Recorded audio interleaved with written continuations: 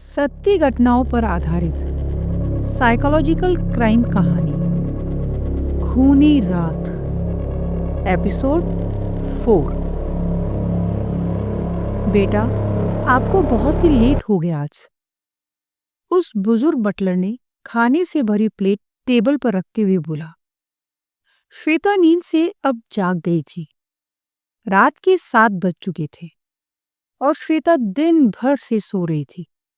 वो सुबह सुबह अपनी मम्मी से जेल में मिलकर आई थी और उसके बाद तकरीबन 12 बजे वो सो गई थी। हेलो खान चाचा, श्वेता उबासी लेते हुए बोली। आपकी रात लगता है काफी ज्यादा एक्साइटिंग थी। आप बहुत ज्यादा थकी हुई लग रही हैं। वो तकरीबन 65 वर्षीय बुजुर्ग खाने की प्लेट में खाना सर्व करते हुए बोला। हाँ खान चाचा, बस आपने जो किचन नाइफ का प्रयोग करना सिखाया था ना, बस उसका ही एक्सपेरिमेंट कर रही थी। श्वेता बेटा, वैसे तो मैं आपका नौकर हूं, परंतु आपने क्या मैडम को सब बता दिया है? खान चाचा बहुत ही गंभीर होते हुए बोले। हाँ खान चाचा, मम्मी जब तक जेल से बाहर नहीं आएगी, मैं ये खेल खेलती रहूंगी। मेरे दूसरे पापा ने मुझे कहा था कि ये खेल बड़े लोगों का सबसे पसंदीदा खेल है। श्वेता अपने बिस्तर से उठती हुई बोली। खान चाचा खाना रखकर वहां से चले गए। वो इस परिवार के साथ ना जाने कितने वर्षों से थे। ये एक भरा पूरा परिवार था। बस उसके मालिक श्वेता के असली पिता ने एक सांप आदर्श को पाल लिया था। धीरे धीरे आदर्श ने अपने सभी चमचों को उस फार्मा कंपनी में भर दिया था। हालांकि सब कहते हैं कि श्वेता के पिता एक एक्सीडेंट में मरे थे, परंतु खान चाचा को यकीन था कि आदर्श ने ही उन्हें मारा था। उनके पास कोई सबूत या कारण नहीं था, परंतु उनका दिल कह रहा था कि आदर्श ने ही वो खून किया था। उसके बाद आदर्श ने मेम साहब को अपने से शादी करने के लिए तैयार कर लिया। बस शादी होते ही उसने अपना रंग दिखाना चालू कर दिया था। पूरी कंपनी उसने अपने नाम कर ली थी। उस कंपनी के सारे फाइनेंशियल ट्रांजैक्शन आदर्श खुद या उसके वो 4 चमचे ही करते थे। मैडम को उसने एक एक पैसे के लिए मोहताज कर दिया था और श्वेता बेबी के साथ जो किया, उसके लिए उसे 2 जग में भी शायद जगह ना मिले। फिर शायद उस आदर्श से बदला लेने के लिए श्वेता बेबी ने उनसे किचन नाइफ से मुश्किल सब्जियों को काटने की कला सीखी थी। उस समय उन्हें नहीं पता था कि श्वेता बेबी किचन नाइफ चलाने में इतनी दिलचस्पी क्यों ले रही थी। बाद में जब आदर्श का खून हुआ, तब उन्हें समझ आया कि श्वेता बेटी ऐसा क्यों कर रही थी। श्वेता बेटी रोज रात में किस शिकार पर जाती थी? क्यों ये रात रात भर बाहर रहती थी? खान चाचा को कुछ कुछ समझ आ रहा था, परंतु वो इस सच्चाई को मानना ही नहीं चाहती थी कि जिस छोटी बच्ची को उन्होंने बचपन से पाला पोसा था, वो एक साइकोलॉजिकली पागल किलर बन गई थी, जो लोगों को तड़पा तड़पा कर मारना एंजॉय करती थी। ये बात ही उसे बहुत ज्यादा कसोटती थी, परंतु वो कर भी क्या सकते थे। मैडम जेल में थी। आदर्श के मरने के बाद उसके चमचों ने कोशिश तो बहुत की, परंतु श्वेता बेबी बालिग हो गई थी, इसलिए उन्हें ही इस कंपनी का मालिक बना दिया गया। बोर्ड ऑफ डायरेक्टर्स ने उन्हें ही चेयरमैन मान लिया था। श्वेता बेटी अपनी माता से गाइडेंस लेकर कंपनी भी चलाती थी और रात में शिकार पर भी निकल जाती थी। एक छोटी बच्ची को ऐसा क्रूर कातिल बनाने वाला वो जालिम आदर्श, अल्लाह उसकी रूह को इतना तड़पाए कि कोई फिर ऐसा जुल्म करने की सपने में भी ना सोचे। इन्हीं सब ख्यालों के बीच उन्हें पता ही नहीं चला कि कब श्वेता ने खाना भी खा लिया, वो तैयार भी हो गई थी और घर से निकल भी गई थी। वो किचन में आकर 2 नए धारदार नाइफ भी अपनी सलवार में रखकर ले गई थी। वो जो खेल खेल रही थी, उसका अंजाम बहुत ही भयावह होने वाला था। प्रद्युम्न अपनी सीट पर बैठा हुआ था और फॉरेंसिक की उस ड्राफ्ट रिपोर्ट को अच्छे से पढ़ रहा था। अभी फॉरेंसिक वाले अपना काम कर ही रहे थे, परंतु कल रात हुए उन क्रूर हत्याओं की एक टेम्पररी ड्राफ्ट रिपोर्ट उन्होंने प्रद्युम्न को दे दी थी। प्रद्युम्न अब रिपोर्ट पढ़कर क्राइम सीन को अपने मन ही मन में सोच रहा था कि कोई जवान लड़की उस आदमी को अपने ऊपर मोहित कर लेती है। वो आदमी उसे अपने घर में शरण दे देता है। लड़की ने फिर सही मौका देखकर बेंजोडाइजेपाइन का एक कंसंट्रेटेड स्प्रे उस दंपति के चेहरे पर छिड़क दिया। उन दोनों का दिमाग कुछ देर के लिए सुन्न हो गया था। फिर उसने उन्हीं के घर से एक किचन नाइफ लिया और पहले उस औरत की गला काटकर हत्या कर दी। पर शायद वो लड़की इतनी सुंदर थी कि अपनी पत्नी की हत्या होने के बाद भी वो आदमी उस लड़की के साथ वो रात गुजारना चाहता था और उसने अपने कपड़े खोल दिए थे। फिर उस लड़की ने किचन नाइफ से उसे इतनी बुरी मौत दे दी। शायद वो लड़की इसको एंजॉय भी कर रही थी। तभी प्रद्युम्न ने उस फाइल में देखा कि वो बेंजोडाइजेपाइन की ड्रग न्यूरॉन फार्मा कंपनी की थी। प्रद्युम्न को अनायास ही एक ख्याल आ गया। आश्चर्य की बात थी, उस न्यूरॉन फार्मा कंपनी के मालिक आदर्श की मौत भी उसकी पत्नी ने बिल्कुल ऐसी ही की थी।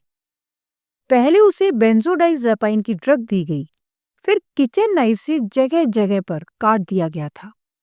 उसकी लाश भी पूरी नग्न अवस्था में मिली थी। तो क्या उसकी पत्नी? नहीं नहीं नहीं नहीं नहीं, ये कैसे हो सकता है? वो तो जेल में है।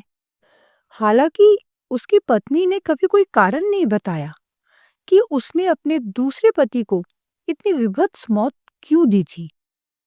प्रद्युम्न अभी इन्हीं सब बातों के बारे में सोच ही रहा था कि कमल आ गया। सर, मैंने मीडिया को स्टेटमेंट दिया है। जल्द ही वो लड़की मेरे खिलाफ कुछ एक्शन लेगी और मैं उसे पकड़ लूंगा। कमल, तुम्हें लगता है इससे लोग सावधान होंगे और वो लड़की तुम पर हमला करेगी? सर, यदि वो लड़की एक साइकोलॉजिकल बीमारी से ग्रस्त है तो शायद वो मुझ पर हमला जरूर करेगी। और फिर तुम उसे पकड़ लोगे? बिल्कुल सर। पकड़ भी लिया तो क्या होगा कमल?